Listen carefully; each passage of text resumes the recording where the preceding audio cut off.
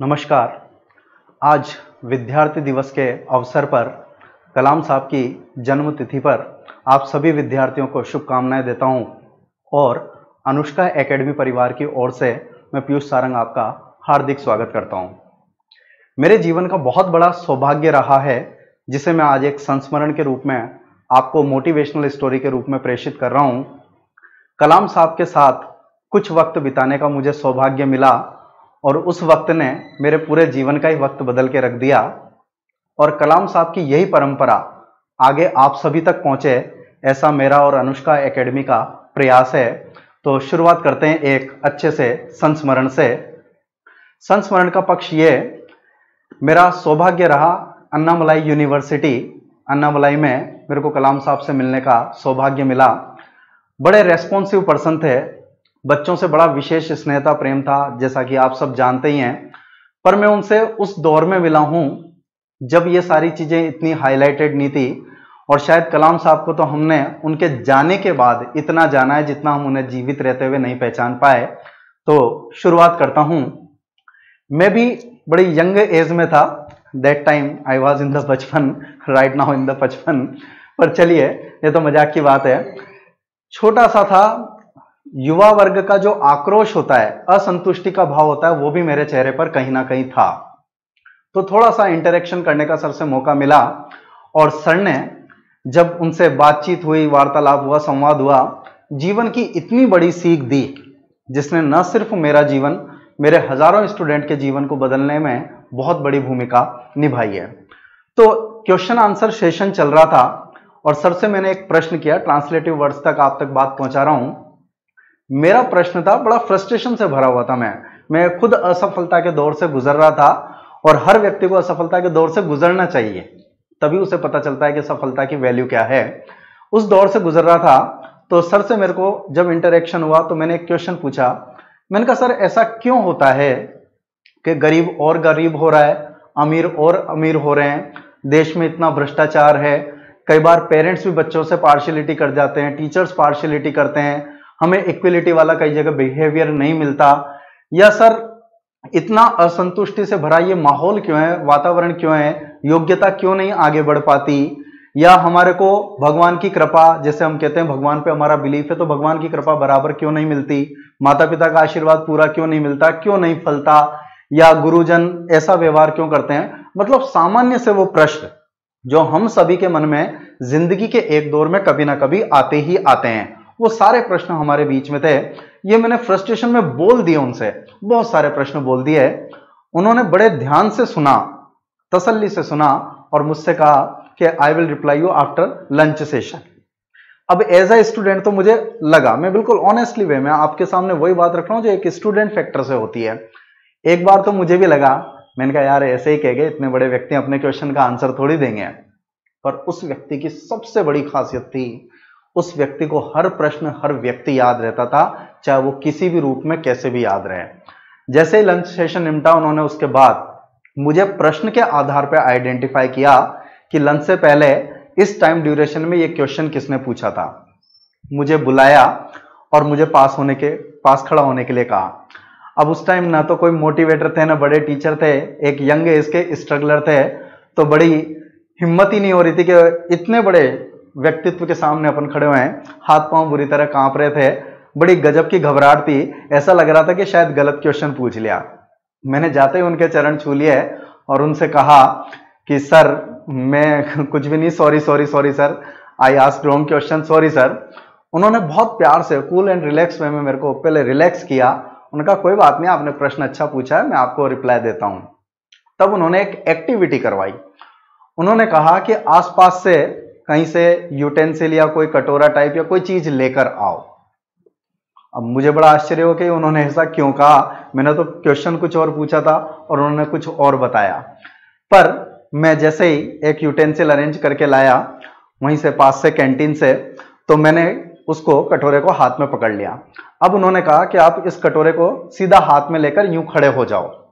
मैंने कहा ठीक है सर। मैं खड़ा हो गया। फिर नजारा बड़ा मजेदार था। आप सोच सकते हैं मेरी हालत क्या हो रही होगी। सारी तो पब्लिक हंस रही, मैं घबराहट के मारे कांप रहा और कलाम साहब जैसे व्यक्तित्व के सामने कुछ बोल भी नहीं सकते, ठीक है मैं लेकर पकड़ के खड़ा हो गया, ऐसा लग रहा था बिल्कुल भिखारी की तरह जैसे कटोरा लेकर खड़े हुए हम। सेम टाइम पर उन्होंने कहा कि आपके फ्रेंड को भी बुलाओ। सही बता रहा हूं, एक भी फ्रेंड आने को तैयार नहीं, सबके मन में वही बात चल रही थी कि तेरी बेइज्जती हो रही है, हम क्यों बेइज्जती कराएं। बड़ा गजब का सीन हो गया क्रिएट, और मैं बुरी तरीके से कांप रहा, इतनी बुरी तरीके से जिसकी मैं उम्मीद भी नहीं कर सकता था। अब मैं कांपता जा रहा, घबराता, और ऐसे कटोरा पकड़ के खड़ा हुआ। मेरे फ्रेंड को भी बुला लिया, उसको भी पास में खड़ा कर दिया। अब आप समझ सकते हैं फ्रेंड कन्वर्सेशन उस स्टेज में जब हम सब स्ट्रगलर हो क्या कहते हैं, वो मेरे बार बार कोनी मार के कह रहा कि तेरे चक्कर में मेरे को भी फंसा दिया, तेरे चक्कर में मेरे को भी फंसा दिया, तेरी भी बेइज्जती मेरी बेइज्जती। उसके बाद जो कलाम साहब ने समझाया, साहब बहुत ध्यान से सुनिएगा, समझेगा, का जीवन बदलने वाली सबसे बड़ी सीख मैं इन शब्दों में कलाम साहब को एक तरीके से श्रद्धांजलि अर्पित कर रहा हूं, क्यों उनके विचारों को आप सबके हम सबके बीच में ला पा रहा हूं। उन्होंने कहा कि इमेजिन कीजिए पूरे चिदंबरम में, पूरे अन्नामलाई नगर में बारिश हो रही हो तो क्या होगा, और आप ऐसे ही कटोरा लेकर खड़े हो तो क्या होगा। मैंने कहा सर ऑब्वियसली बारिश की बूंदें आएंगी और बारिश का पानी इस कटोरे में इकट्ठा हो जाएगा। उन्होंने कहा दैट्स ऑल, ओके। मेरे अभी तक समझ में नहीं आया चल क्या रहा है, और आप सबको बताना चाहता हूं, यदि आप एक अच्छे टीचर हैं, अच्छे स्टूडेंट हैं, तो ये बात समझिएगा, कलाम साहब की सबसे बड़ी खासियत थी वो थ्योरेटिकल से ज्यादा प्रैक्टिकल पर्सन थे। एग्जाम्पल बेस्ड स्टडी और टीचिंग उनकी सबसे बड़ी क्वालिटी थी। और यदि आप टीचिंग प्रोफेशन में जा रहे हो तो इस क्वालिटी को अपनाने की कोशिश करना। पहला गुण, उस व्यक्ति से यह सीखना कि हर व्यक्ति को रेस्पॉन्स देना है, चाहे क्वेश्चन क्वेरी कैसी भी हो। गुस्सा टीचर के चेहरे पर नजर नहीं आना चाहिए, उदाहरण आधारित शैली में आपको समझाना चाहिए। फिर उन्होंने मेरे फ्रेंड को कटोरा दिया और उससे कहा कि इस कटोरे को यूं पकड़ो। उसने पकड़ लिया। अब उन्होंने कहा कि इमेजिन कीजिए कि पूरी चिदंबरम में या अन्नामलाई में बारिश हो रही है तो क्या होगा। मैंने भी कहा, उसने कहा ठीक है सर, बारिश की बूंदें आएगी, कटोरे पर गिरेगी और इधर उधर हो जाएगी, कटोरा खाली रह जाएगा। तब उन्होंने बड़े प्यार से समझाया, बताइए ये दोष किसका है, गुरु का, माता पिता का, या भाग्य का? किसका दोष है? या बारिश का दोष है, या प्रकृति का दोष है? सबने एक स्वर में कहा नहीं सर, हमने कटोरा ही उल्टा पकड़ा था, यही सबसे बड़ी गलती और यही सबसे बड़ा दोष है। और जो उन्होंने समझाया, समझिएगा, लाइफ चेंजिंग मूवमेंट था वो मेरे लिए, और उसने पूरी लाइफ बदल के रख दी। वो ये, जिंदगी में अपना कटोरा, कटोरा आपकी जिंदगी, उसे हमेशा खुला रखिए। माता पिता, गुरु, भाग्य की कृपा सब जगह बराबर बरसती है, पर कई बार हम स्टूडेंट्स या हम नॉर्मल पर्सन कहीं ना कहीं अपना ईगो का, अपनी बुद्धि का कटोरा उल्टा कर देते हैं, और वो जो कृपा हमें मिलनी होती है पेरेंट्स से, टीचर से, लक से, वो हमें नहीं मिल पाती और हमारा कटोरा हमेशा खाली रह जाता है। हम दुनिया को दोष देते रहते हैं। प्लीज, एक बहुत अच्छा शेर है, कलाम साहब को एक फकीर ने आशीर्वाद दिया था और एक बहुत अच्छा शेर बोला था, और ये फकीर बड़े प्रसिद्ध फकीर जिन्होंने जयललिता की भविष्यवाणी की थी, AR रहमान को आशीर्वाद दिया था। एक शेर है, थोड़ा बहुत ध्यान से सुनिएगा और समझिएगा। उन्होंने कहा था, उसके दर से न मांगोगे तब भी मिलेगा जरूर, उसके दर से न मांगोगे तब भी मिलेगा जरूर, बस तुम्हारी तबीयत फकीराना होनी चाहिए, बस तुम्हारी तबीयत फकीराना होनी चाहिए।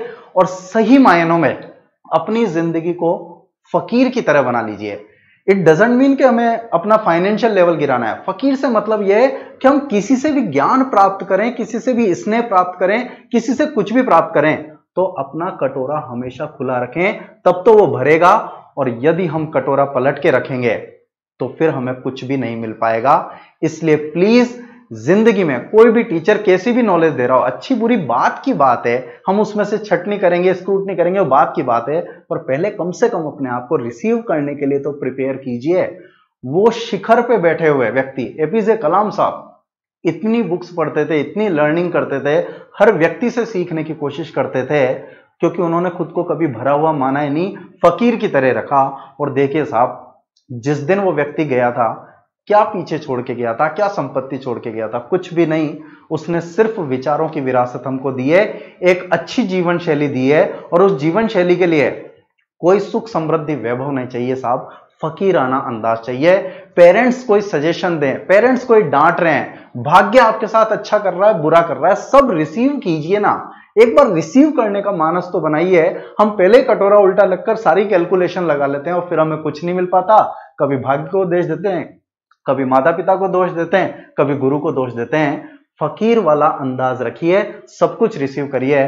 और फकीर होना एक लाइफ स्टाइल नहीं है, फकीर होना एक थिंकिंग प्रोसेस है, थॉट प्रोसेस है।